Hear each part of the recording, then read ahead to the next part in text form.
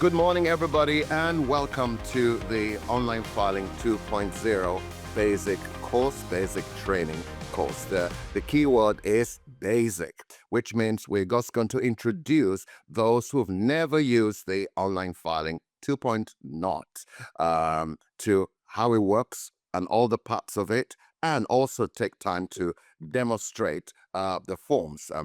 My name is Martin Adu, and I'm going to be one of your trainers for this morning. I've worked at the EPO for some 25 odd years, and so my face may not be that strange to many people. And secondly, I've also been in the support to assist a few persons. I am a key account manager, which means I do have quite a few users and companies under my care to make sure they get the best support they can get.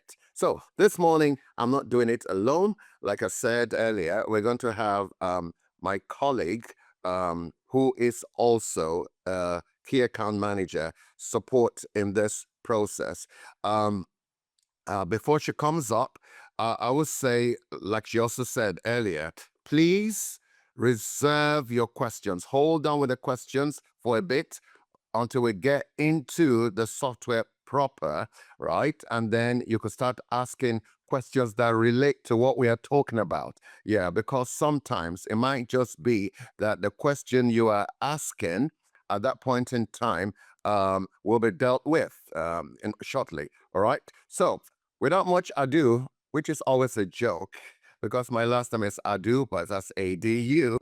I'm going to introduce my other colleague, my delectable colleague, Miss Imaluk. Please, can you introduce yourself? Thank you. Too kind, Martin. Thank you. I have to apologize today. I'm a little bit hoarse, so you'll have to forgive me, but I'll do my best with the seminar today. So, good morning, and once again, a very warm welcome to you all, and thank you for taking the time to join our online Filing 2.0 session today. So, as we mentioned a little bit earlier on, if you weren't there today, is a very special day for the Irish community. And as I am Irish, I wish all of the Irish who have joined us a very happy St. Patrick's Day, or as we say, Gaeilge Láile Pádraig Sana Keith. So, my name is great. I see people are in the audience, they're Irish. So, my name is Emer Luke, and I've been working at the European Patent Office for many, many years. I've gained a lot of experience within the customer area, and I'm very pleased to say that I'm working as a key account manager since, that's a few years now, since 2022. So again, it's a great pleasure for me to moderate this seminar with Martin today. Thank you, Martin. And for all the non-native attendees today, please feel reassured that we have, as Martin mentioned briefly, a transcript in place to provide you with the translation in German and French. Okay. So we have a really nice program for you today. And first of all, I will give you let's say, a short overview on the two-factor authentication. And then I'm going to show you then how to set up the online filing 2.0.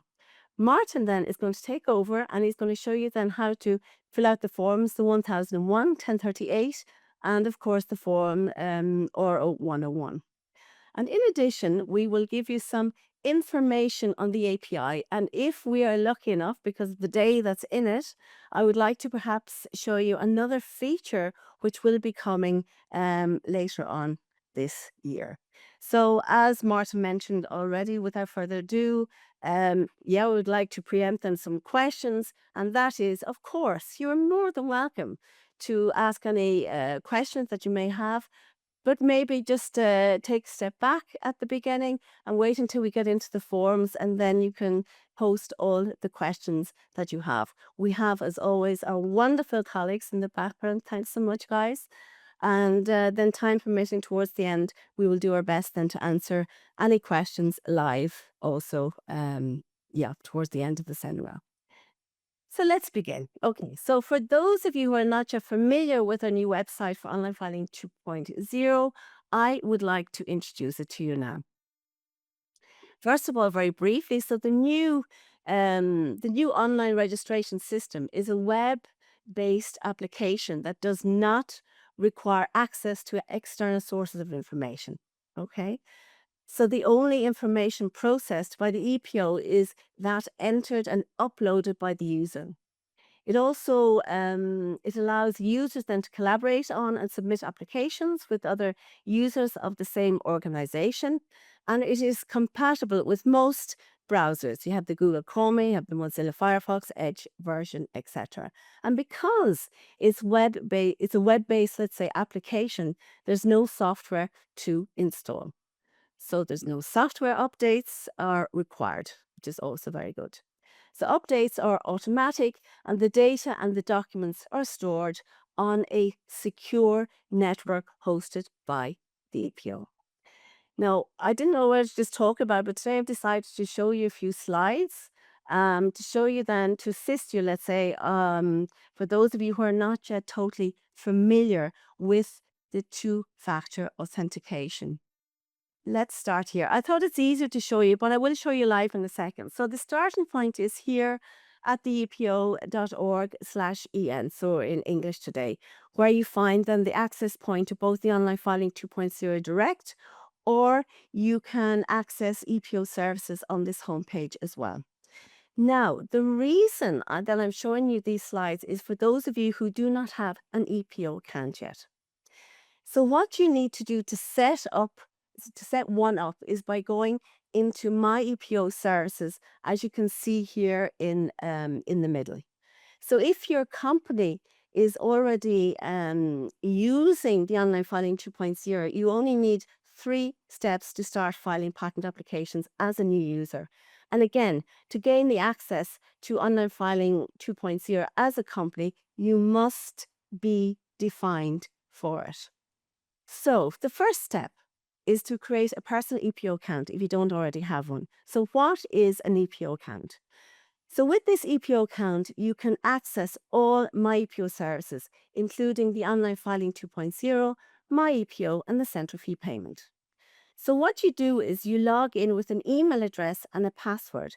So this is the default method, okay? And for our secure services, you use an email address and password. So this is the standard method, as well as at least one other authentication method. And this is what we call the two-factor authentication. The next step, then you complete your registration with My EPO so that you can indicate which company or organization you belong to. So this will be really the crucial step, as it confirms that your registration is complete. And again, the system, as you will become to realize, is very intuitive, and it will guide you either to join an existing company, or indeed you can set up a brand new company of your own. And then the final step will be that you can ask your company's administrator to grant you access rights so that you can process your company's filings in Online Filing 2.0. Okay, so let's go back to the first step for a moment, okay?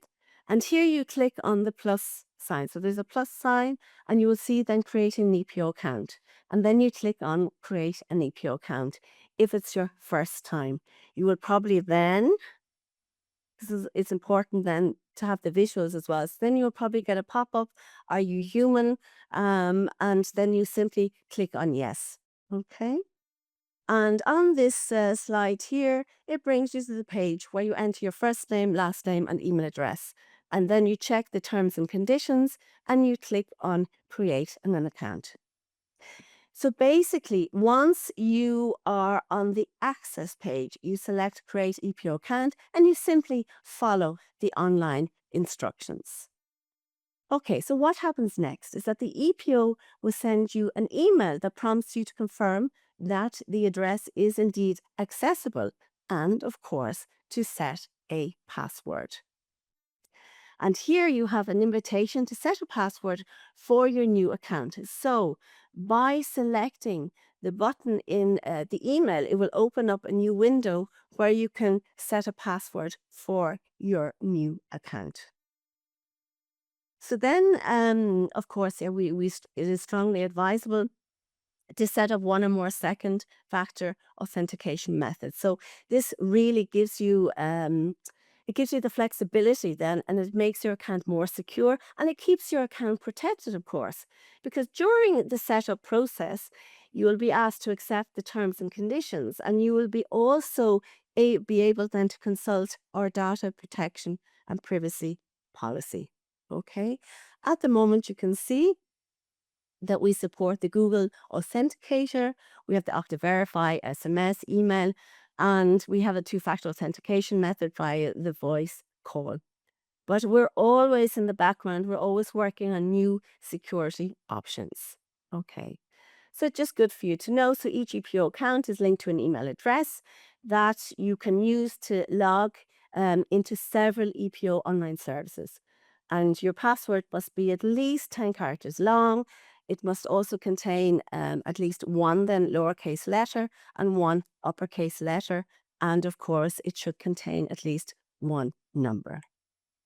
Now, I've decided to put this slide in here because it's good for you to know that you can also add authentication methods or change, let's say, the settings of your EPO account by signing into account settings, okay? And this can be found under managing EPO account settings, such as authentication methods. And also make note that the account setting page is available only to users who sign in using the two-factor authentication. You will be able to change your EPO account settings, such as the first name, last name, even preferred language, email address, under your personal information. And you can set up multiple second factor authentications under security methods. So again, to do this, you need to sign into the account settings page, and after selecting unlock settings and entering a one-time authentication code, you will be able to change your account settings. Okay, so once your account is created, the next step is to select the complete setup option in My EPO by identifying the company you want to associate with your EPO account. Now, this really is an important step because it confirms that your registration is indeed complete. Now, when you sign into My EPO, if you're not yet, let's say, if you're not yet linked to a company, you will be offered the choice to create a new company, or you have the option to join an existing company. And when you select create a new company, you will be asked to enter the name and address of the company. Now, the new company then will become immediately active, and a new mailbox will be created. So you can then select which deposit accounts, etc., your user will need access to. And then you will see a message confirming that your request is pending approval by your company administrator. And the final step is to ask your company's My EPO service administrator to grant you login privileges. Okay, so in order to do this, what they do is they log into My EPO via the administration area to accept you as a company member. And they then log into Online Filing 2.0 to add you as a user and grant you all the necessary rights. So from there on, all you have to do is open Online Filing 2.0 and you can file your application with the EPO. Now, one thing I wanted to mention here, the 3 steps that I've mentioned already, okay, they apply if your company is already using Online Filing 2.0. But what if you're the first person in your organization to use Online Filing 2.0? In this case, you need to take one more step, which we will see here now. And here, and I will show you where this form is in a second. So you must complete the registration form on the File With Us page on our website.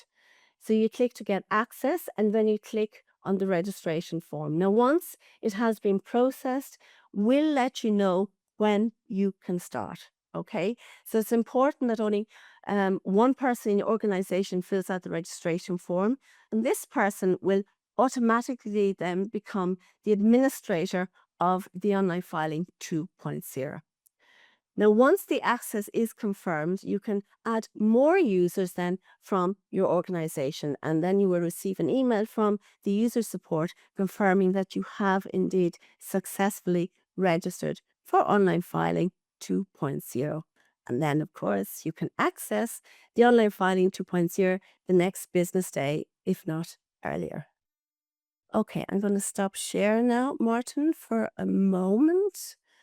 Okay, I wanted to mention something here as well, which is important. So, the role of the administrator is very, very important. Okay, so we're giving you a great responsibility that is really of crucial importance then for your company. And as an administrator, you can appoint another administrator at any time. So it is really the company administrator's mandate to add users and assign rights and permissions to their colleagues. So I would also like to mention something here, and that is that um, yeah, we've noted it's highly really recommended that you use the same administrator or administrators then in MyEPO as in the online submission portal 2.0. And at some point soon enough, but I can't give you an exact timetable, the online filing 2.0 will be integrated into MyEPO. And as I mentioned at the beginning during the introduction, if we have a little time later on, I just wanted to show you maybe 2 or 3 screenshots of what it will potentially look like in the future. Okay, so this is an important. Now I'm going to give you an overview, but I just thought I'd show you the entrance points or the access point, which I showed you during the PowerPoint. So again, we have our online filing 2.0. You remember I showed you then there was one extra step.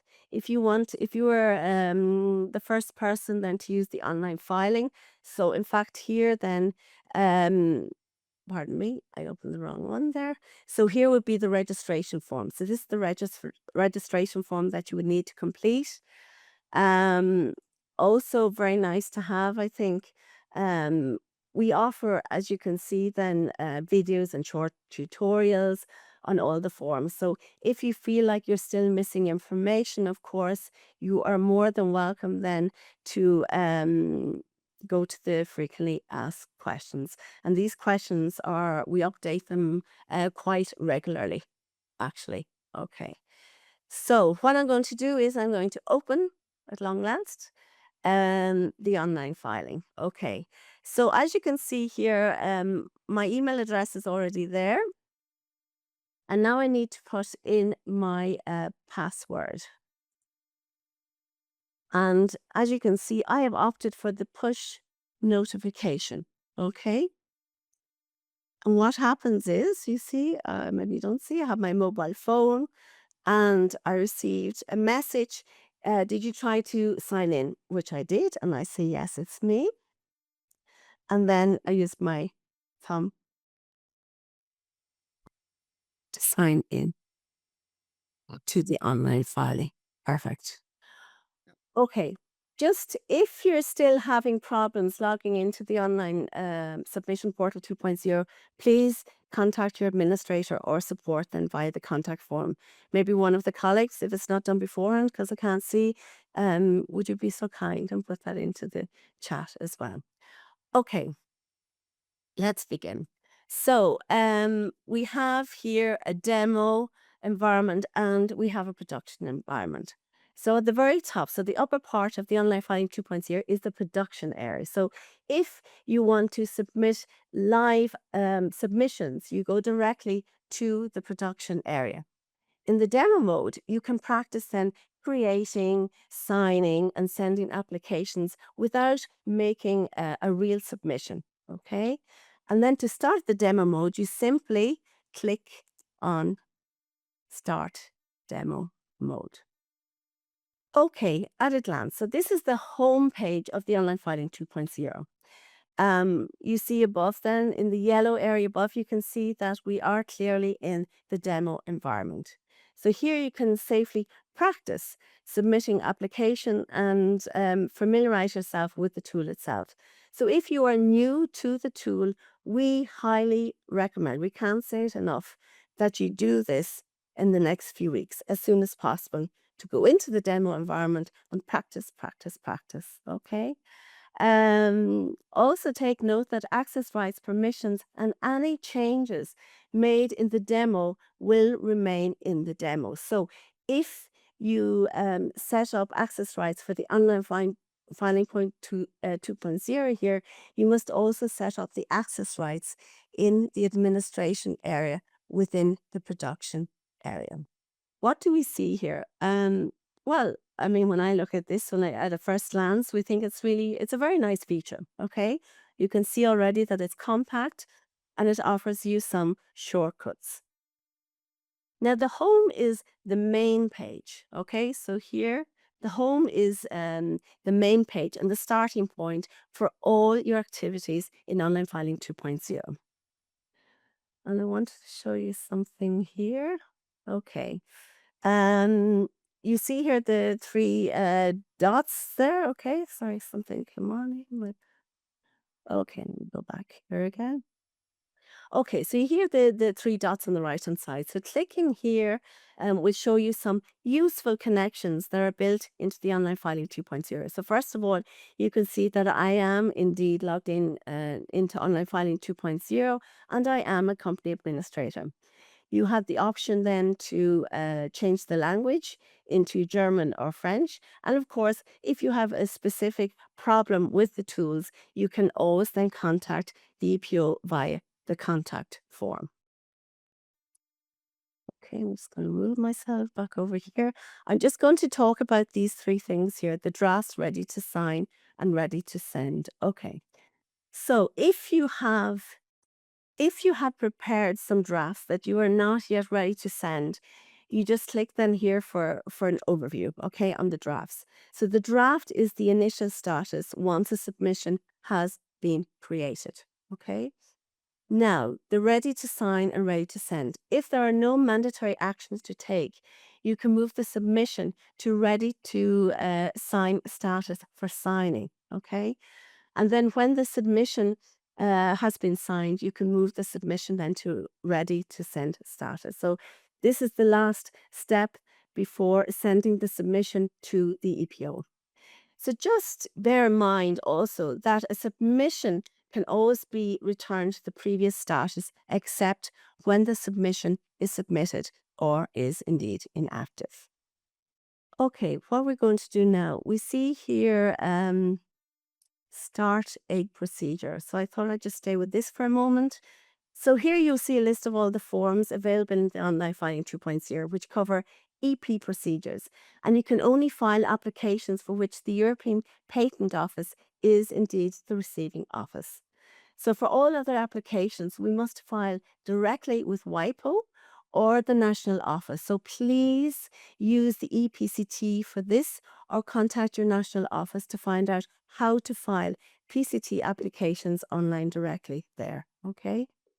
So again, with Online Filing 2.0, filing is only possible if the EPO is the receiving office, okay, the International Searching Authority, so the ESA, or the International Preliminary Examining Authority, so the IPEA.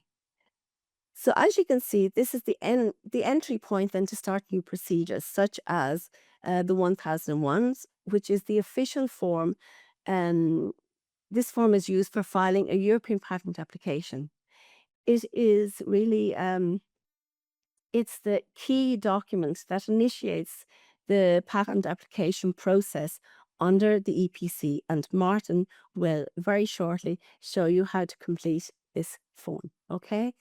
Then we have the form, the EPO form 1200, serves then as a request for entry into the European phase, which is essential for applicants who wish to pursue the grant of a European patent based on their international application.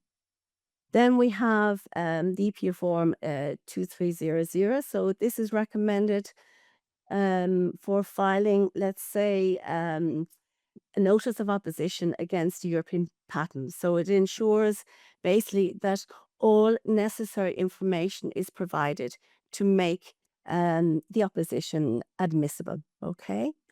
And then we have the UP 7000.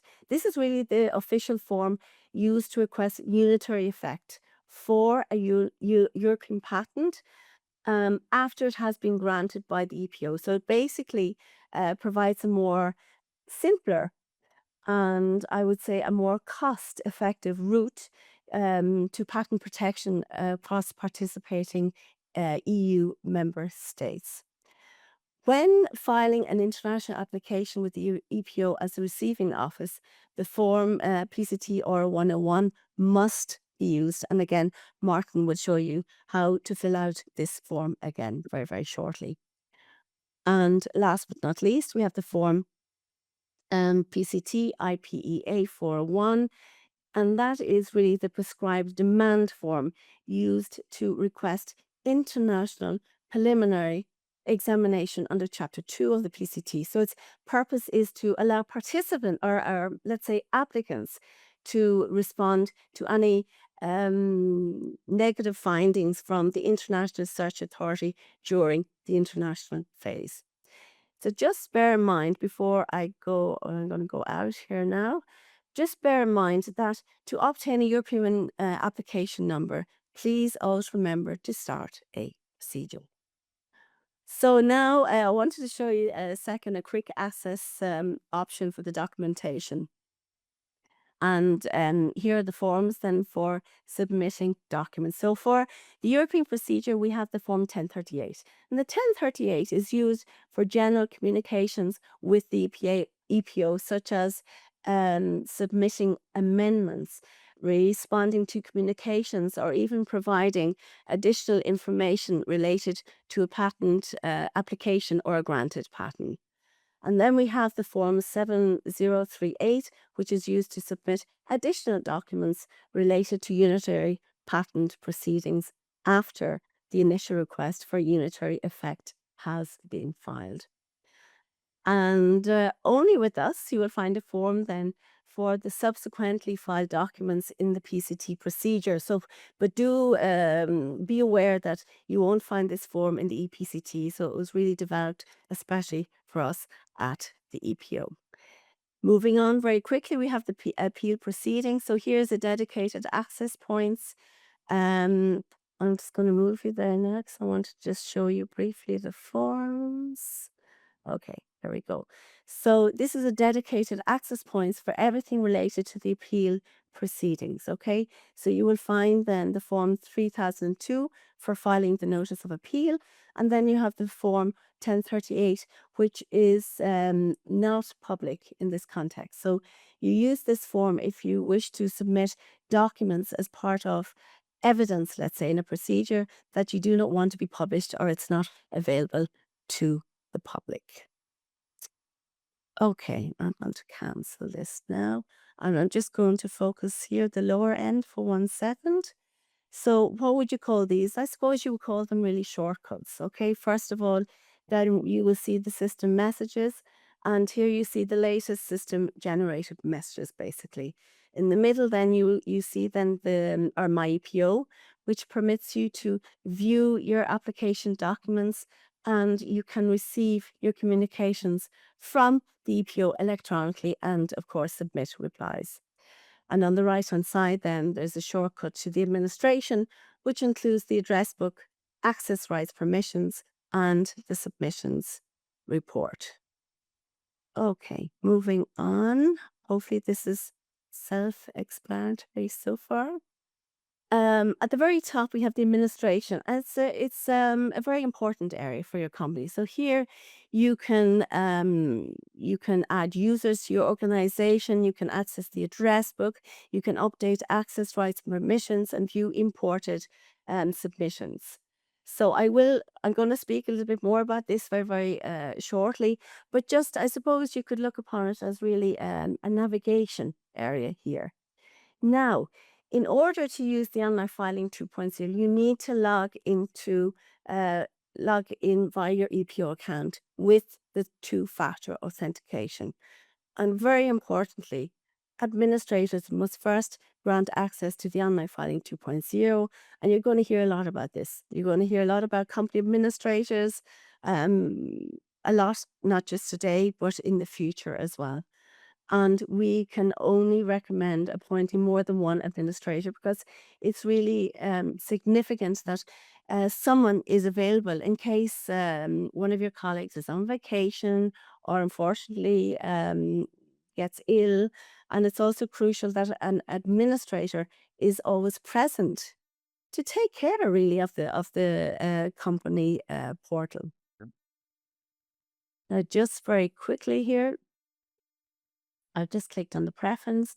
So just before I look at the access rights on the right hand side, you will see then the preferences. And you can easily choose a default language here for Online Filing 2.0. Today we're in the English mode, so you can use then the German or the French. Now, what I want to focus on here really, which is important, I want to focus on the access rights permissions within the administration area for a second. Now, at a first glance, I see my name. So you see my name here, Emer Luke. You see my EPO number, my role. I am an administrator. Okay. So the symbols themselves, they have a meaning, and I'm going to show you more of that in 1 second. So first of all, you have the overview of the colleague. So in access rights permissions, you can manage the access rights and permissions of one or more users within your organization. Okay. Now, only users with administrator rights can change the access rights permissions of other users. Okay. So administrators first need to grant users access to the online filing 2.0. Now, as you can see, there's an overview of all the colleagues here connected to the portal. As a company administrator, you can add the colleagues. To add a new user, for example, I have your picture in front of me, Martin. That's why I keep moving you around here. Okay, so what you would do here, Emer Luke, my EPO number, and then of course, if you want to assign administrator rights to this person, optionally select the administrator rights box, and you would save, which I'm not going to do today. So if the name and number of the EPO account match the data then registered with the EPO, the person will be added as a member of the organization. So what else do we see here? And of course, I have my lovely friend Mike is in there, Mike Limboom, who no longer works with us, but he's always here with us. And you see here that Mike has no access rights whatsoever. So as an administrator, I have decided to grant Mike then access rights. Very important again, only administrators can change the access rights permissions of other members. Okay, so what I'm going to do here, I'm going to click here. Okay, I click on Mike's ID and then I'm going to go into manage access rights and permissions. The site here is divided into 2 parts. So in the upper section, you can provide permissions to create drafts. You can prepare a form with the permission to sign, and you can add a signature with the permission to send, and you can send a submission. So you have basically, you have the overview. You have all the forms here on the left-hand side, and then you have the draft, sign, and send. Very important here. If you do not see any forms, you may not have been approved for the forms yet. So in this case, you will need to contact your administrator to grant you access rights to all the forms. But if I only want to give Mike access to 2 forms, this is also possible. So really, it's the administrator's responsibility to decide who should have these access rights and who shouldn't. But today now, I am going to provide Mike with access rights to everything. But before I do that, I just wanted to go down here to the bottom here in the lower area. So the administrator rights were assigned to be able to create a template of a given form. And you must have permission to create drafts for the form in question. So as a company administrator, you decide whether to give permission to a user so that they can edit the address book and import, export contacts, and also to give permission to create and manage submission folders. So access to demo mode is granted by default. And what you would do is, so back to the top again, what I'm going to do is very quickly, I'm going to give Mike access rights to everything. And then I'm going to manage the templates, manage the address book, manage the submission folders, and I'm going to save. And you see here that Mike has been provided with all the access rights. Just to mention briefly as well, it's also possible to assign access rights and permissions to several people at the same time, but only if all selected users are assigned the same rights. And you would just click on the items that you want and you will select them. It's also important May, to may note. I just add something? Sorry. Yes, please. Once you go ahead and do that for multiple people, it overwrites whatever was set up Exactly. previously individually before that time. So that's it. It takes over straight away the moment you do that. Very good. Thank you, Mara. You came in at a perfect time so I could have a drink of water. Thank you for that. I want to just mention one thing very quickly here. It's also significant to note that if a colleague leaves the company, if I decide to leave the company, which I won't be doing for the next time, and not yet, you can also you can remove them, you can delete them, and this is also possible. Okay, let's go into the submission reports here. I don't have anything there, so I'm just going to explain what it is a little bit. So the online filing 2.0 allows you to import individual submissions from a patent management system.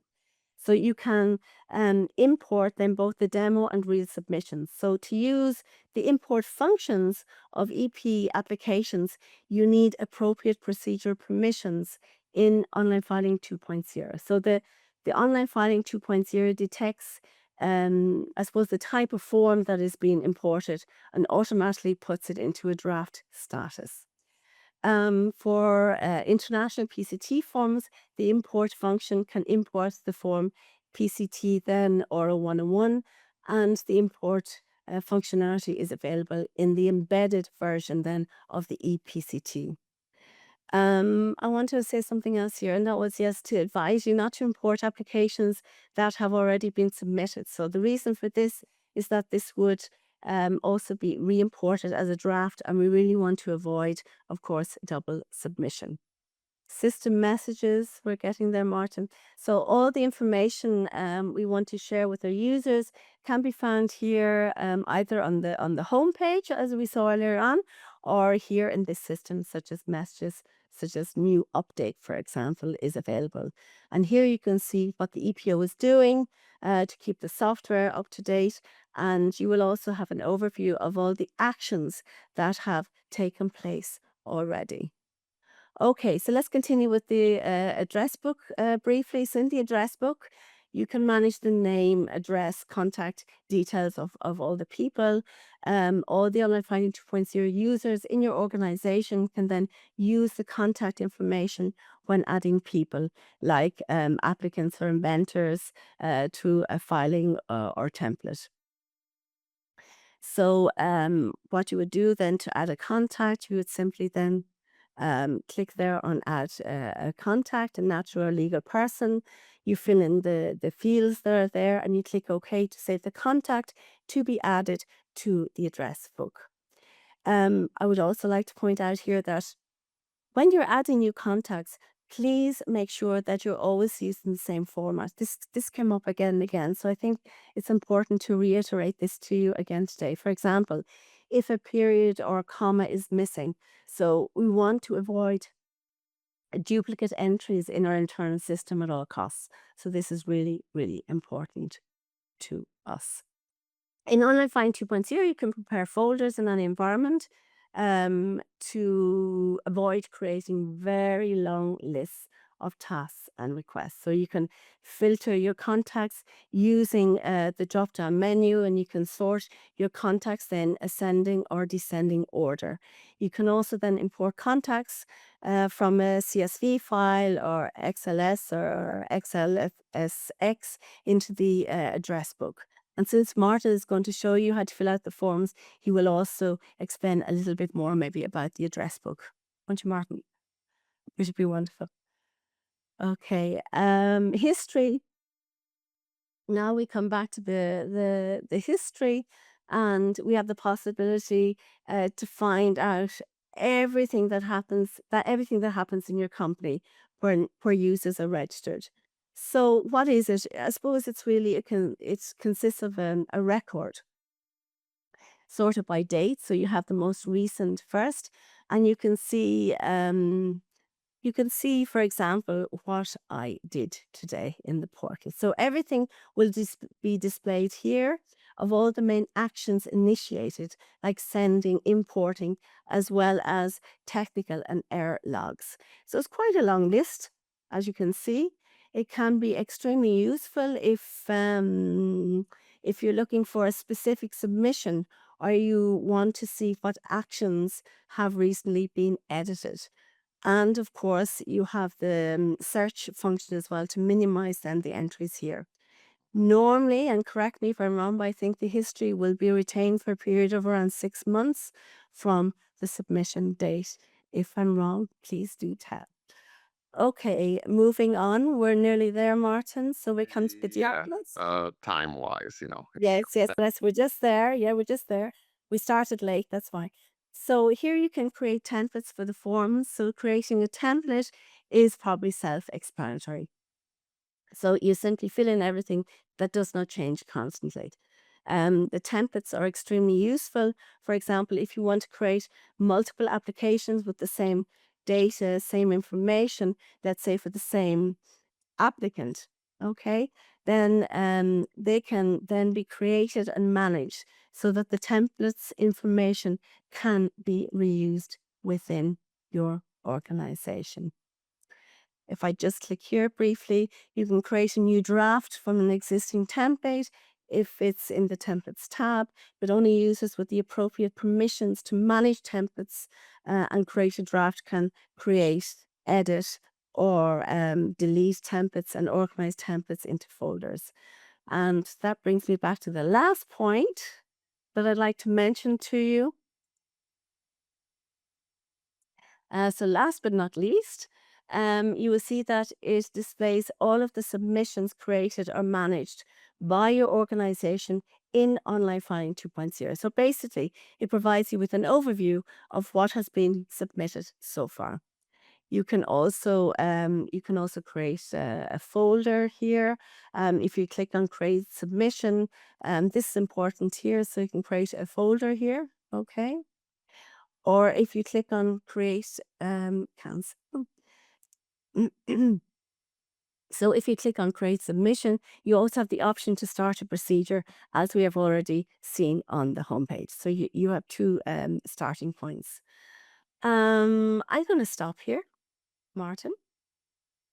And I'm sure you're all very excited to listen to Martin. Beautiful form.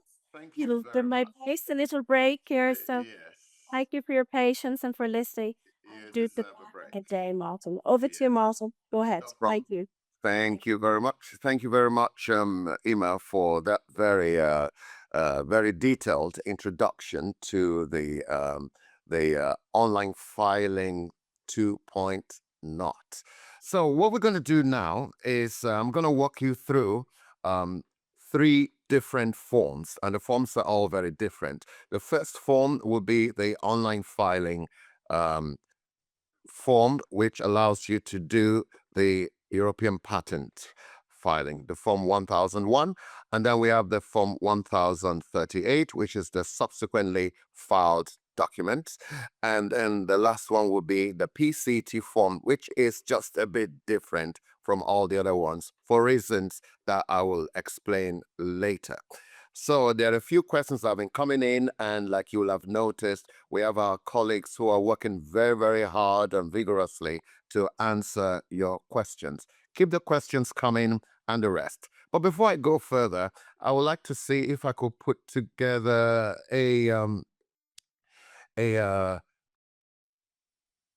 poll and to see how the kind of people we have here. So if you kindly try to answer the questions that are put forward by this poll, we want to know who we have in our audience because we've seen quite a few questions and makes us wonder, right? Because this is supposed to be a basic, very basic seminar just to introduce people who have never used the online filing before, and then and people who want to learn a bit more of that. Yeah. So we just want to know the audience we have because that might affect the kind of things we say as much as we want to really just do a basic training.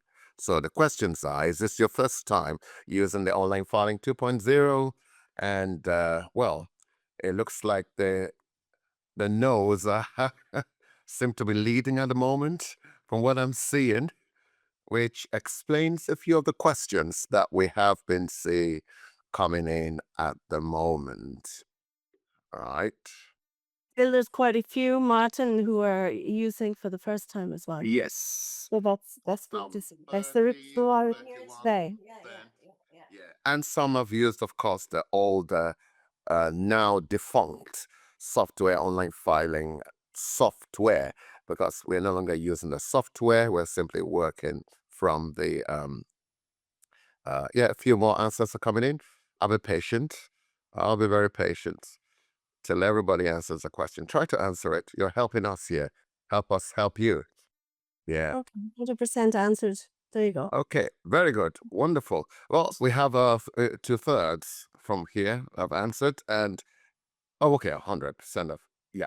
Right. So it shows here that half of the people that are in the training at the moment, at least, already have had an experience using the online filing 2.0.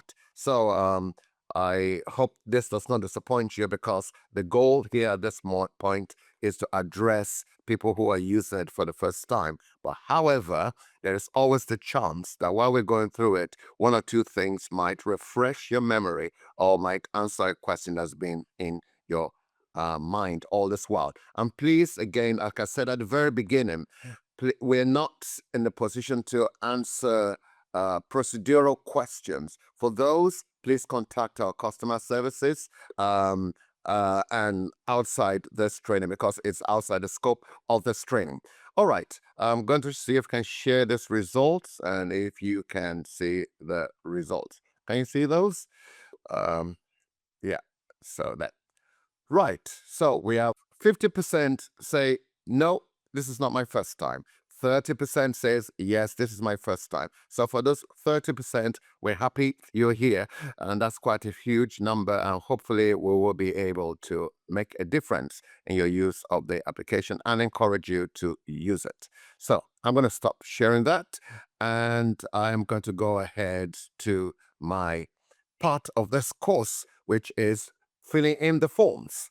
So let me project the online filing and share that on the screen. Right. So when we come into our usual web browser and we type www.epo.org, just like Emma demonstrated earlier, then we will go to apply for a patent on the top, my EPO services, and then file with us. That would take us to the screen where we could select the online filing 2.0.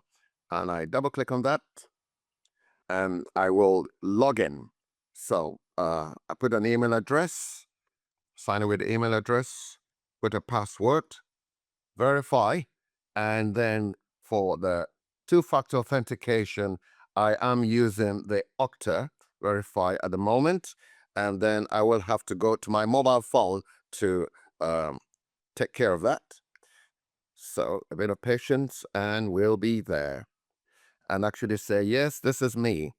We're doing our best, like she said earlier, adding more and more systems that will assist you in the process of logging in a very secure manner. So let's go into the online filing 2.0. I'll click on the demo mode. Don't forget the demo mode. The demo mode is called demonstration in other languages, helps you to be able to train your other colleagues, helps you to also be able to play with the application and then, make your mistakes and do everything. Whatever you create with the demo mode does not count in the greater scheme of things, and it does not affect any of your applications. It's all kept on a specific side, but it mimics what you have in the production. So start demo mode. Yes, so this is a screen which you have come to know and love, and is the screen for the online filing. I'm going to start with the online filing form, which is a form 1001. There are various ways of doing this. It's either you click on Start a Procedure, yeah, and then some other ways. But for Start a Procedure, you will select the EP 1001. And then you put a user file reference. Your reference is dependent on yourselves. It's got nothing to do with the EPO. So let's say my company is Acme. That's ACMI. And I say that, and I say 001 dash 1. And that will be my user file reference. I make that up, right? And the language of proceedings will be English for this course. Start. Then it brings me into this screen. And in this screen, you have a series of things which will catch your attention. You will see stuff that's in red. You will see stuff that's in yellow, right? So the things that are in red are extremely important because it talks to you about something that is very blocking, let's put it that way, will block you from being able to file this application. It means there is an item you should have dealt with or added or checked that has not been done or attended to, and you are reminded with the red really right there in your face. And then when you have the yellow or amber sign or whatever your eyes are seeing, that simply tells you that there's an issue which is there that will not block you, however, will need to be attended to at some stage later in the process. So let's go ahead. My way of doing this is to go from top to bottom. On the top right hand side, it says overview, and you can see information right there. And then under that, you have the general information. Clicking on general information, we'll go ahead and we have the user file reference, the language of filing. I will select same as the language of proceedings. Of course, you have the choice of also changing that to something else. Right. And then I'll write the title of the invention. Right. And my favorite invention is what really shouldn't happen, the wheel. But let's say the wheel engine. Right? And then you put on a French translation and a German translation. But as you will see, if you do not put the French translation or the German translation, it will not block you because these are things that can always be added later. Right. And then, of course, there is the chance to be able to put select the option for divisional application and then a few other things that will address the Article 61, the Rule 17, Rule 40, and so on and so forth. We are not going to go into every single detail in all the forms, but we're going to the major ones, right? Because if we were going to do that, it will take much more than an hour that we have. Right. Next, parties and inventors. Here, there are certain major parties and stakeholders in this process. So I'm going to click on add, and I can add a legal person. Right? And then you like the organizational name, the department, and the address, right? But rather than going through this manual way, there is something here called the address book, which was mentioned by my colleague earlier. The address book is a place where you could add details of regular stakeholders, information that does not change. Yeah, for example, you have a series of inventors you use, you have a series of applicants you deal with as a company, or you have this X amount of representative. All of those will be there. So if I click on copy from address book, I will be able to select from an address book that we created much earlier. And all you need to do is to find the detail of that address book is to type the first few letters. So let me go to, for example, MIL, and that shows me here Miller and Co. in Manchester. So I select that and I click on select contact, and it will automatically add that into the system. Secondly, you could enter information there for the first time, and there is an option here on the address book that allows you to copy to the address book, and it becomes permanent to be used again and again. Territory here will be the United Kingdom, GB. Right. Of course, there is also room for entering a telephone number, and I get, yep, and I just make up a number here. So, excuse me. Then the next thing is parties and inventors. Under parties and inventor, I'm going to add the representative. So let's go. You have the choice of the individual representative or an association if you have one, or legal practitioner where it's allowed. I click on individual, and here I can also enter the details of this representative, or simply go to my address book, and life is easy. So let's say it's somebody whose name begins with Charles. And I got Mr. Charles Fitzwilliam here, who lives in Winchester. And I will select that, select contact, and that is also added. Next, I'm going to add an inventor.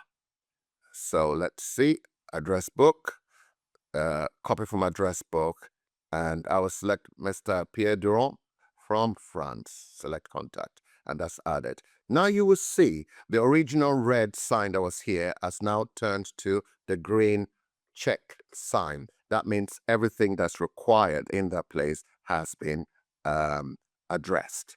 Next, under application details, you could see the details of everything that's been set up so far.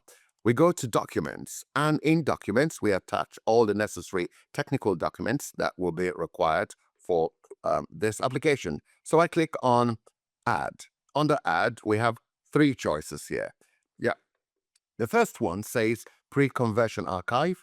Pre-conversion archive is one that will encourage people to use because it allows you generate a zip file that contains the original files that were converted to, for example, PDF, so that if in the future there is an issue of contention, we can always demonstrate what you intended to file in case things went AWOL at the point of converting.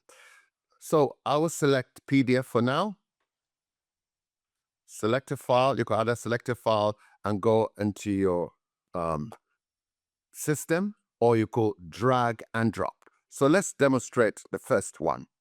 I go to my desktop, and I have a place where I store my files. So I go to next size here, and I select this file and upload. Now it's uploaded this file. The good thing is this application is able to read through your PDF file and tell you how many pages are there. In this case, I have 4 pages. So I'm going to use that for the sake of my description, claims, and abstract. How do I do that? Click on description.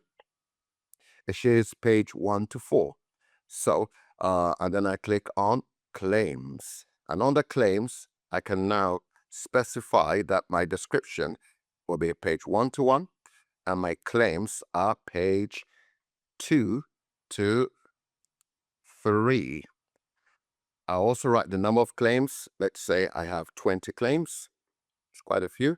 And the number of claims for which claims will be paid is also put there. Next, I have the abstract, and I'll put the last page, which will be page 4 to page 4. So that way, this 4-page document has become my major specification that contains my description, my claims, and my abstract. Right. Then we have the option for drawings. I'm going to attach a document for my drawings. In most cases, people always have the drawings as a separate file from a separate place. So I go application PDF, select a file, and I'll select my drawings file, open, and upload. Okay, now after attaching the drawings file, which is right here, it's got 2 pages. I'll select drawings and it goes from page 1 to 2. Numbers of figures, let's say we have 3 figures there. Now observe on the right hand side, you also have this view option, which allows you to actually check that you attached the right item. So in this case, I have attached this item and it's go from page 1 to 6, but it shows you at least what is in there. Yeah, yeah, yeah. And I am happy about that. Figures 1 to 3, and I close. Good. So that takes care of the documents. And then I click on fees. Definitely, we need to pay some money, right? The application is free, but the things you actually send to us, and the actual application itself has to be paid for. So these is where you address that issue. You have various ways of dealing with your payment, either the automatic debit order. Yeah. Once you select that, then you don't need to do anything more. You're simply authorizing us to take whatever is required. Debit from deposit account requires us to be a bit more specific. First of all, what is the number of the deposit account? I'll put 2849234. And then the account holder, and that's Charles Fitzwilliam. Okay, and if you want to defer the payment, then there is an option right there to do that. So that takes care of everything on this page, all right, which we're very, very happy about. You may want to see what the fees look like. There's a fee overview here that shows us all the payments that have been made. Yeah, you got the filing fee, the European search fee, and you got the claims fee. So that's perfect. Next, after you've done this, the next thing you want to do is you will go ahead and view it. You could save the package. Are you prepared to sign? But there is something I would like to show us right here. On the top here, you have an option that says save as template. That is useful. We've had people ask us, oh, does the EPO provide templates for the sake of this online filing? The answer is at this moment, no. However, you could easily generate templates by coming in here, creating things and saving as template. So if I click on save as template, it will save the changes and then allow me create a template. So let's say this is my seminar template, which I can use and use again. Create template, and that will be stored as my seminar template. Good. So, and you'll find that under the templates, it will be called the seminar templates, which is there somewhere. All right. So now hey, what has happened to what I just created? It has not disappeared. It is still stored. But where do we find it? If I was to go into home again and I go into drafts, I will be able to see what I created. And that's the Acme 001-1. Now I can double click on it and get back to continue where I started from. By default, it stores the information. By the time you want to go out, it will ask you to save it. And you could also go ahead and save. So this is the save button right here. There's a view history, which was mentioned by my colleague earlier, and that shows who has been doing what, because these forms can be reached by whoever has been given the right to access it. Close. Let's go further. There is an option here that says view the package. Then you can view all the informations that have been put together and all the files that have been added. Next will be prepare to sign. I click on prepare to sign. And in prepare to sign, you will be able to see what we've just generated. The first thing here is the form that was created with all the information in there. Here, even the money that's got to be paid, right? And all the attachments, that's all there. Yeah. And then you also have the files that have been attached.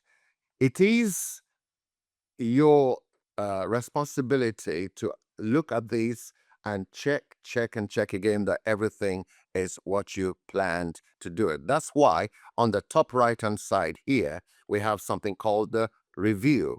And I click on review. Review is what I'm doing right there.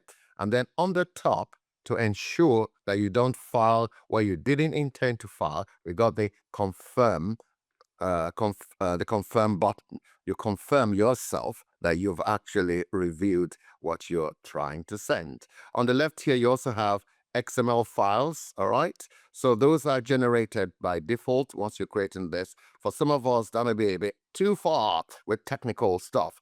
Well, it is useful for those who are generating what we call the API, and we will talk briefly about that later. So on the top, I click on confirm. That it's been reviewed. And then the next thing is the signature, right? That's extremely important. Make sure the person who has got the right to sign does the sign it. Then we got Mr. Fitzwilliam here, who is a representative, and he will be doing the signature. So I click on add signature. We have two types: text string signature, which is / the name, and then / in alphanumeric format. And then at the bottom, we also have the facsimile signature, which is signature with, in your usual autograph made into a graphic file. That's the JPEG or the TIFF. So let's click on the text string signature and then the place of signing. Let's say we're signing this in Manchester. And the signature will be C. Fitzwilliam.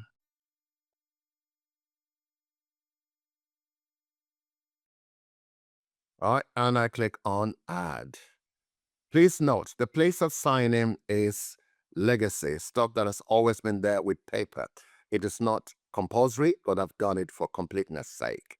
So here I have, I've got the signature thing that's right there, the signature, the function of the person signing, and the date. And then I'll click on our signature if I had more signatories to this form, but we have none for today. So we go to ready to sign.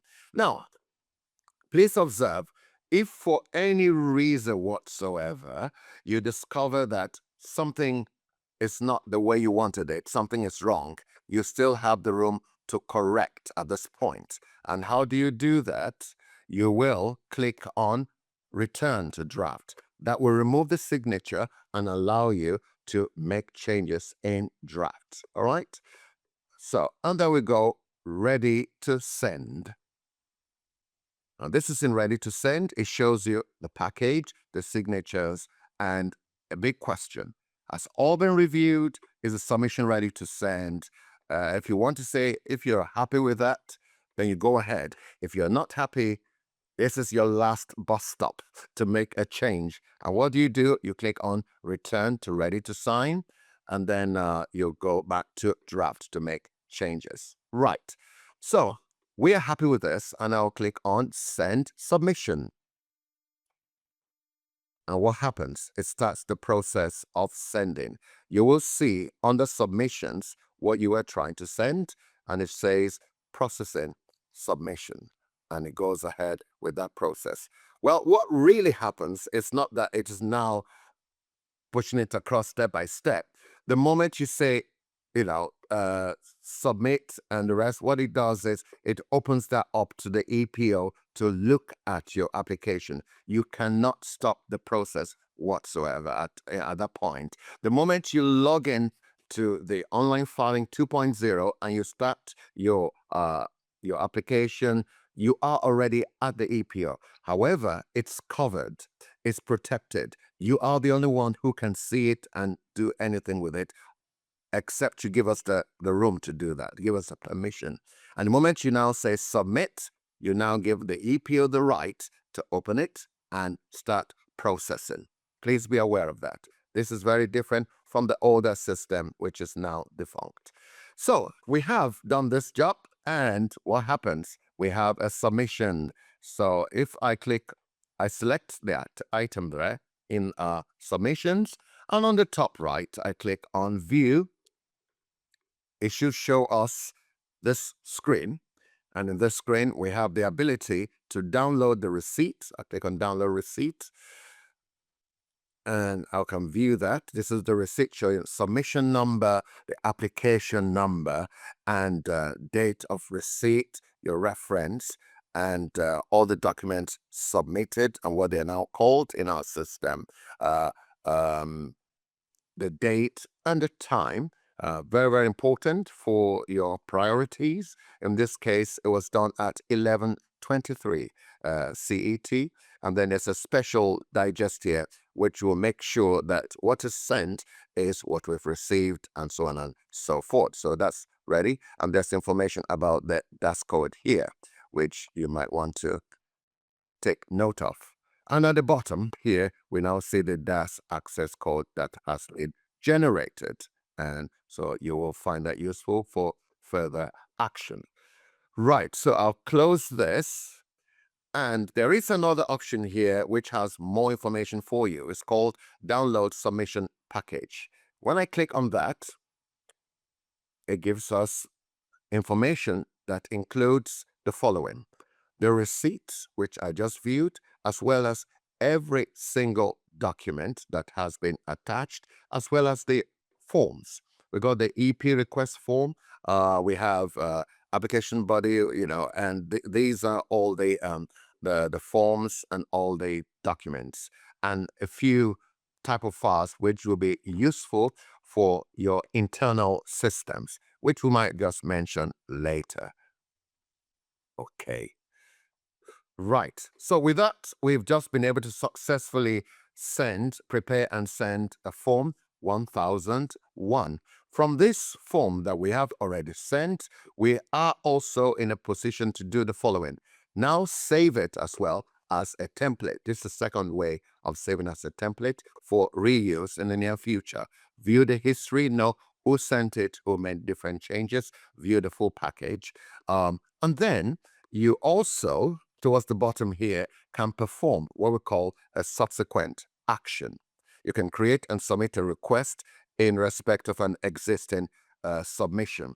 But rather than looking for a number to use there, I will attempt to use this option to do the next thing, which is the form 1038. Okay, so I could do that straight away. If I click on that option, it now takes the application number that was created by my Form 1001 during that filing and automatically makes it available without me having to enter that. Then,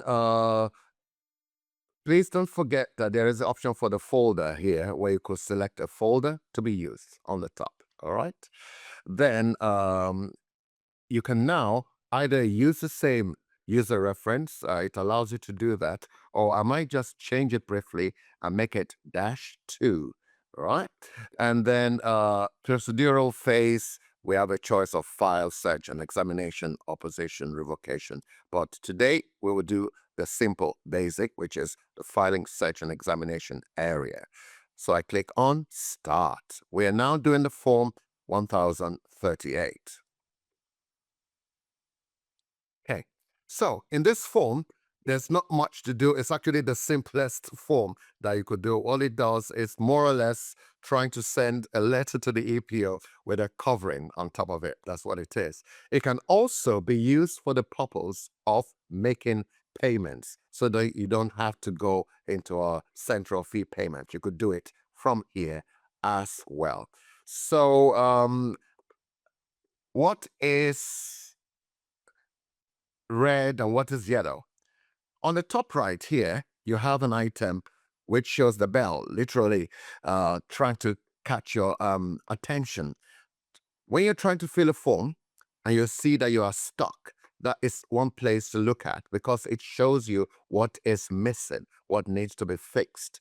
On the top here, I got item in red, which says you must perform one of the following 5 actions to enable a filing. Upload a document, that's one. Send a request, like the paste request, make a declaration, initiate a payment, yeah, and select one or more fees. So those are the things which you can do with the form 1038. So let's go ahead. On the application and patent data here, and I make a change here, I see that everything there appears to be correct. I might also decide to do a divisional application, and then I go into parties. The reason why that remains red is because I haven't done any of those 4 or 5 things that were mentioned on the top. I'm going to do that now. First of all, I'm going to make sure I have a party here, and I have my representative here, and he will be used to sign that. There must be if there is a change of representative or an additional representative, this is where I could add that information. All right, but we'll keep the present representative. Then I go to requests. I have a choice here to make a paste request. All right.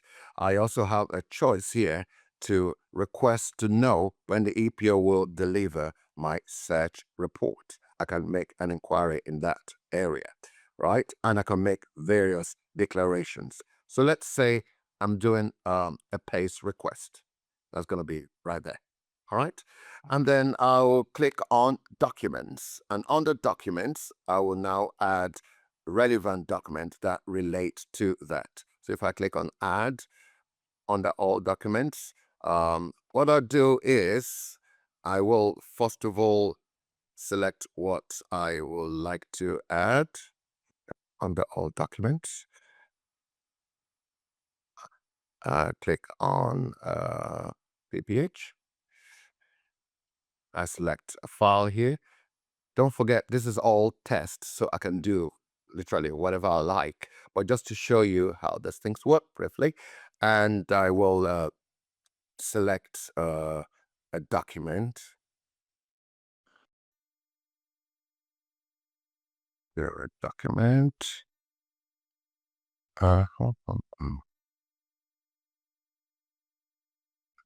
Document. Yeah. A document. Right. And then I'll click on upload. And it's brought that in. So I'm on a PPH. So that's there. And then I go to fees.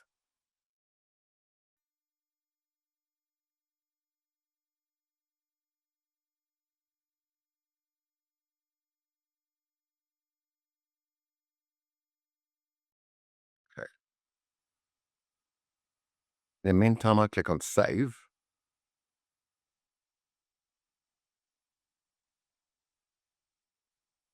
And then I move on to prepare to sign. The system takes a bit longer sometimes, doesn't it, Mark? Yes, Yeah, indeed, yeah. indeed. So it's either you you have 2 choices. It's either you wait while it does that, or Yeah. do a refresh. Refresh kills the disease. And then it brings you here. So first of all, under payment, it's requesting that. Then I'll make a choice, for what I want. I can pay one of those different ways: credit card, bank transfer, debit from deposit account, or automatic debit order. And when I put automatic debit order, in this case, just to do that other choice, then of course I have to specify where that is, and Charles Fitzwilliam. Thank you. Right. So now I have a perfect filing again. So it can always be perfect as long as you follow the necessary rules and make sure the necessary documents are attached and the necessary options are selected. And then you go ahead, prepare to sign. and it puts me into this place where I will have to do a review. It's all red, so you have to do the review, make sure it is where I want. So that's a paste request, which is what I'm doing in this case. And things that have been added for the paste request. All right. So now we're happy with this, and the rest becomes a chore, because all I need to do is simply click on confirm submission has been reviewed, and then I will add a signature. Let's see whether I can add a different kind of signature. How about if we click on facsimile signature? Yeah, and that's a signature that looks like your autograph that way. And I click on open. All right, and I'll click on upload. Okay, it's not exactly happy with the way that was created, so that's because it's going to be black and white, and that's done. So that's one way of doing that. Then secondly, I can also do the straightforward alphanumeric, and I'll put Esther C. Fitz William, and I click on add. And that's done. And the next thing is ready to send. While we're here, I could also give you a small tip. Guess what? You could actually create different applications and stack them there, right? And at a point when you're ready, select the whole lot and send in one go. That's called the batch filing. So that is also a possibility to do within the online filing. So now I'll go ahead and put in ready to send, and then I will send the submission. And that continues just like the first one we did, process and submission, and that will be done. Good. This is gone very, very well.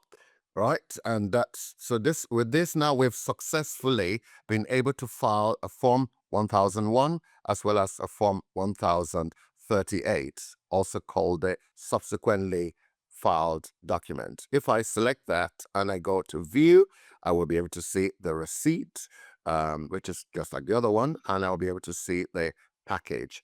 Right, for those who have patent management systems, you could download this and then move it onto your system. That's one way. And then there is what we call the API, which we'll talk about briefly later. Good. How we do with the questions? I have to say, there's a lot of questions coming in. Again, what we said, Martin. Yeah. We from the beginning, we've more experienced people and we've new users. So, but our colleagues are being very diligent in the background, so they're doing a fantastic job. Yeah. Very good. Excellent. Thank you very much. Yeah. Shout out to all our colleagues for all the great job they're doing right there.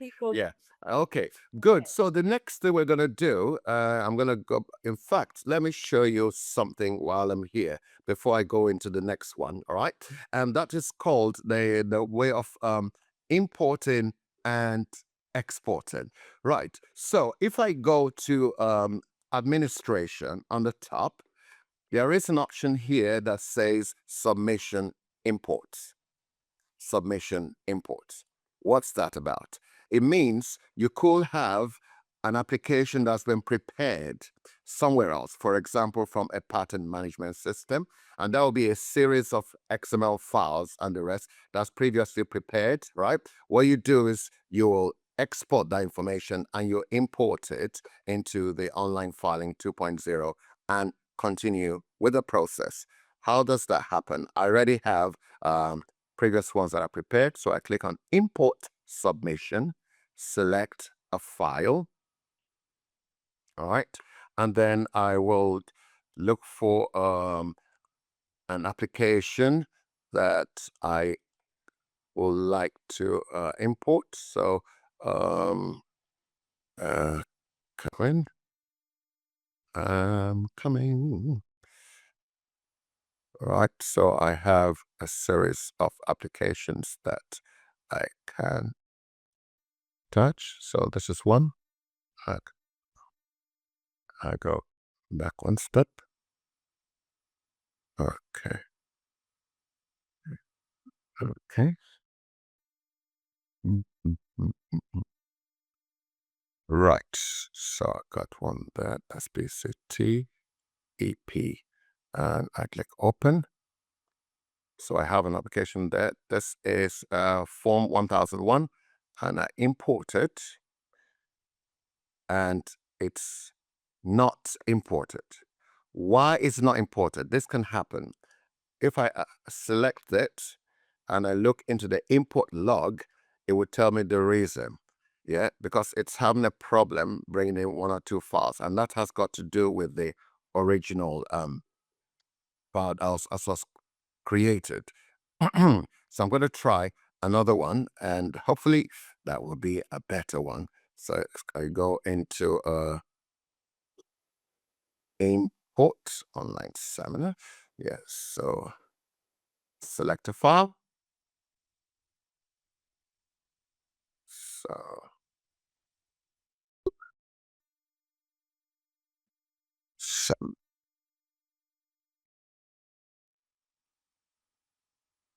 So I'm going to try this one and open, import. It's in progress and it's successfully imported. So that's a proper file. The old saying in IT world, in the IT world is GIGO, garbage in, garbage out. So the quality of what you bring in determines the end result. So we select this now. Yeah, and so that is the EPR, all right? And if I now go into submissions, I will find what I've just imported. And this is it. It's a form EP2K515. And I select that and I double click on it or edit it. And it brings me into what I've just imported. And this importation has got everything set up. I may want to make a change of the rest. And if there's no need for a change, I go to prepare to sign. All right. I review it, confirm it's been reviewed, add signature and sign, and then send it. All right. So that's that. Now let's go to a very important form, and that's the PCT form as published. Yeah. So I'll click on start a procedure. All right. And I'll click on PCT RO 101. So I'll go up there. PCT 101A. Language of proceedings will be English. Start. Now, the PCT form is quite different from all our other EP forms. Why? And that's because what we've done is in cooperation and collaboration with WIPO, we've been able to bring in the EPCT and the form of it, that is already recognized that you can use. So that's my file reference, and I'll click on create. Right? And then the next thing is, as usual, we look for the items that have not been done. Please be aware, we don't do customer ID when you file to the APO. We don't do ownership code and stuff like that. All of those you would do in other programs. But for this, it is not needed and not necessary. So first thing will be names. All right. And I'll click on the add applicant. But in this case, I will select applicant and inventor. In the same way, like I did in the previous one, I could go to the address book, which is right here, and then I will bring in somebody. All right. So let's say we have Mr. Pierre Durand, and he comes in, and every information that we need is there. Right. And then we click on OK. It's applicant and it's inventor. However, what we see here, what I've added, it says there are 3 issues. That's important. And I go there, or what are the 3 issues?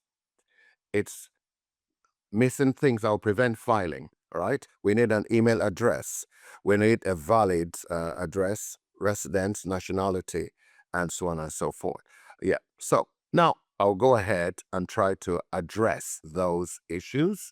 Here, I have need for an email address. So I say p.dura at acme.fr. All right. And then state of nationality in this case, let's say is French. So that's France.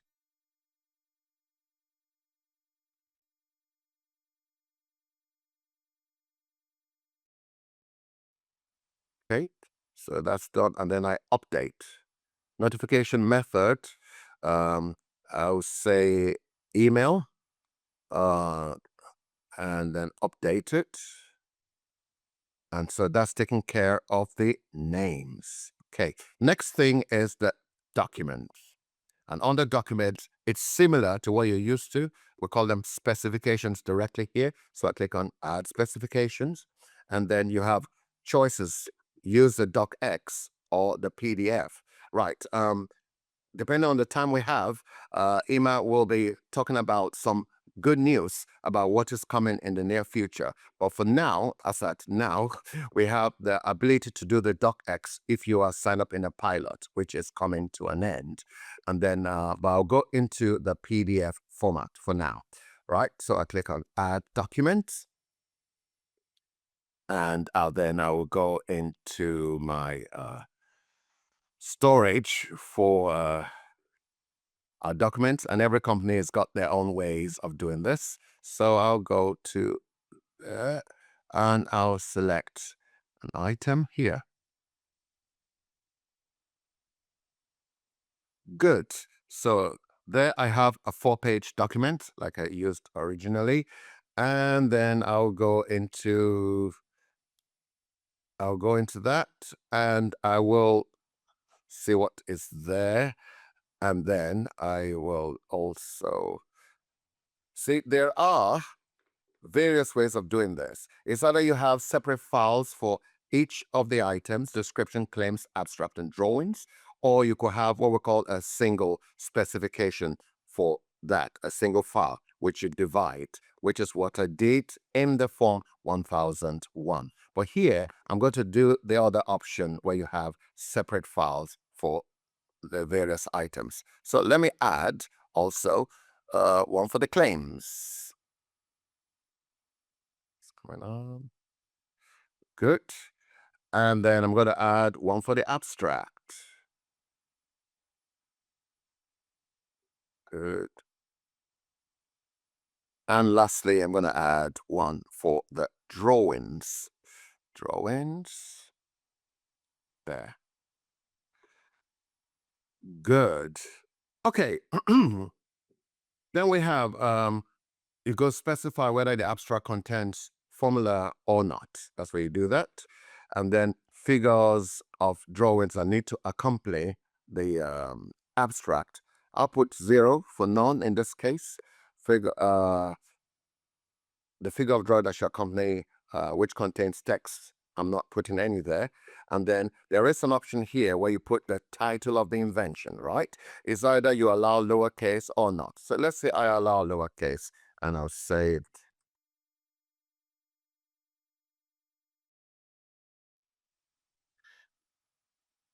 I just make an invention right there.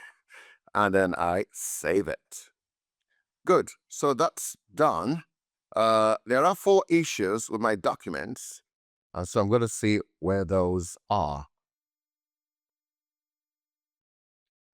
Okay. At the moment, I can't see any. So I'm going to say save. And let's see.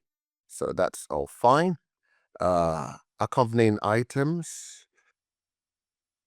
There is nothing else I got there on the documents. It's got 7 issues. Okay. The title of invention is missing. That's not correct. Requires correction. International does not contain an abstract. Okay. All right. So I'm doing this, I'm just going with it, but just to show you that the software or the application is very smart enough to check 1 or 2 things that are not correct and inform you and correct where necessary. it's saying that the title of invention is missing. I know that that is not missing, so we will go ahead with that. And then we have the fees. Let's see the fees. Show fees. And under show fees, let's add necessary information. Right, we have the deposit number 2849134. This is a test number. Please don't use it. It wouldn't make any payment for you. Right. So then the name of the person who is being represented here is say Charles Fitzwilliam. And then the signature Charles Fitzwilliam.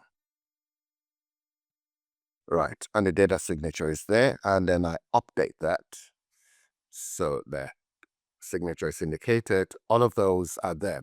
So now I'm happy with what I put here. On the top here, it says save template.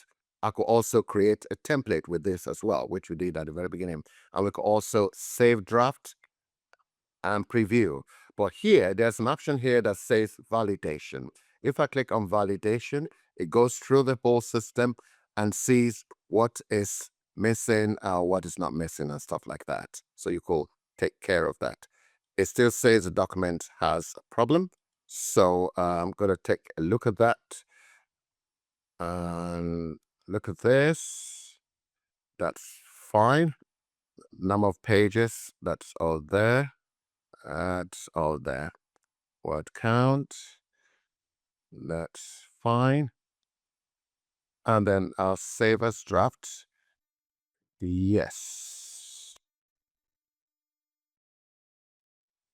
Okay, so that's been saved. And now I can go back into it. Edit.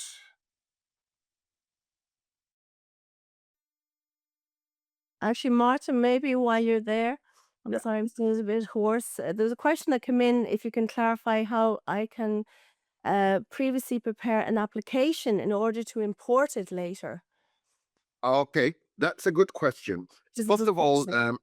go on, sorry, finish. Well, go ahead. Go ahead. Yeah. First of all, what we recommend is the following. Create an application within the online filing 2.0. Export it. There's an option for exporting. Once you've exported it, it will show you what the online filing 2.0 is expecting to have. Then you will generate and create something similar within your systems for later importation. That is the only way in which you will do that. Yep. Okay. And then, of course, we have our API system, which we'll talk about briefly, depending on what time we have. So hopefully that helps. Right. So we're back in the system here. Everything is all right, but for some reason, it's got an issue, some 7 issues here.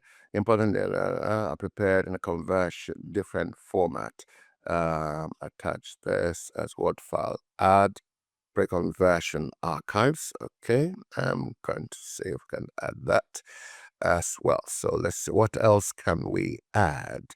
I'll click on that and see what we can add.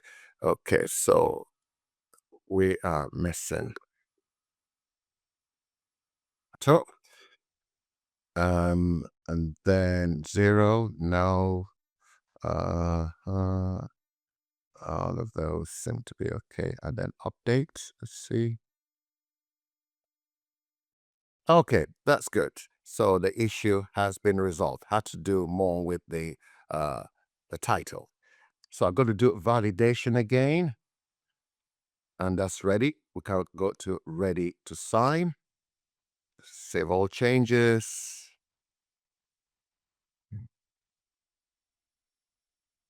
You will see a note already that the PCT is a different animal. Every now and then we do a special training for the PCT and take just a bit more time, but this is to introduce you to it. So we're happy. We can see all the PDF forms, and we can see the XML forms, the PCT requests, and so on and so forth. You could review it. And there's a place that's called overview here. and click on review.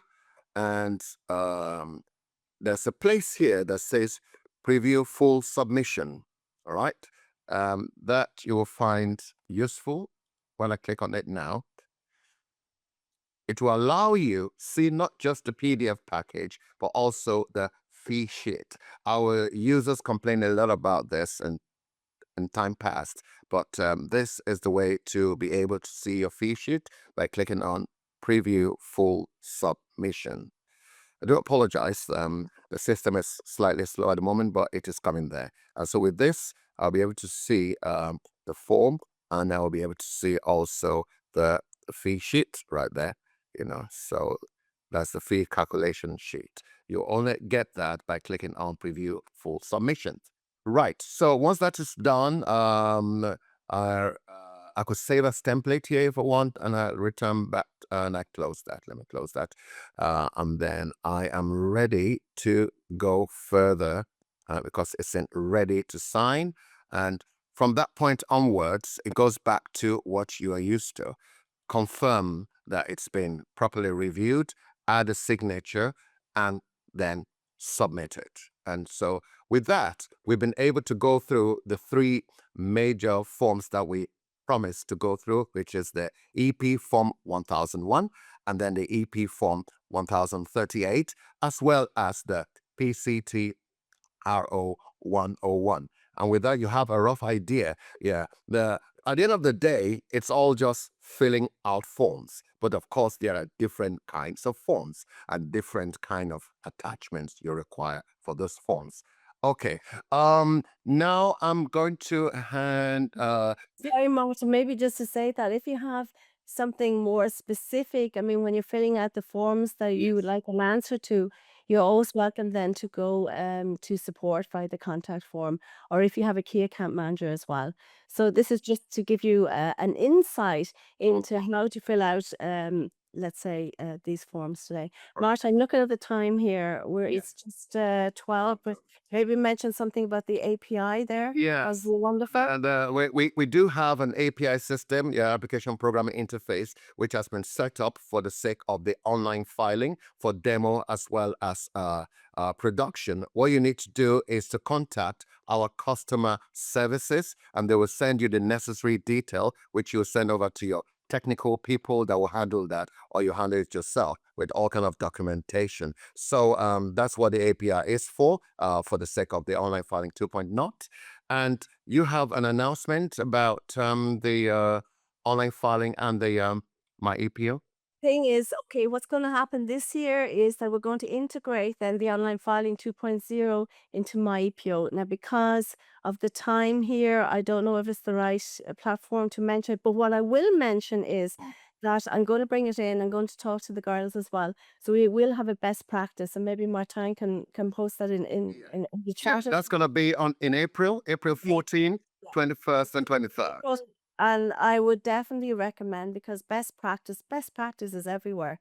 So we're really trying to put together a nice document for all of you in April, and we will go through the different checkpoints with the MyEPO, online filing 2.0, and of course central fee payment.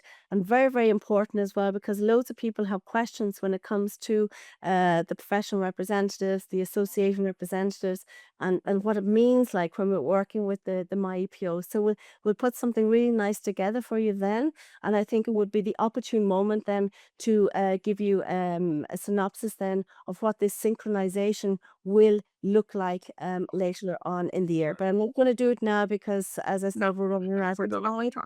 Yes. I just one last word for myself. Gurmi Magrif, thank you for joining us today. I wish you all the Irish a very happy St. Patrick's Day. Maybe some of you wearing green today. It was a pleasure, Martin, to present with you once again. And again, if more questions come to light, please contact your key account manager, or you can go through support, or you can come directly to myself as well. Right. Thank you very much. Martin, last words with you. Yes, please. Thank you very much, Emma, for that. For the smoothness, it's all due to you, and I think it's the luck of the Irish. Thank you very much for everything.